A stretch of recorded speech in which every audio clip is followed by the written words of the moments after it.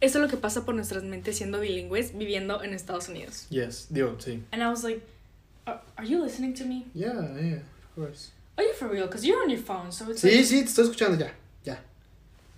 Ya se enojó. We gotta watch the show. No. Can you please watch the No, show? Let's oh watch my the show. God, You're I'm gonna love it. busy. You're gonna Ya, love it. Arturo, ya. Por favor. No. Estoy ocupada.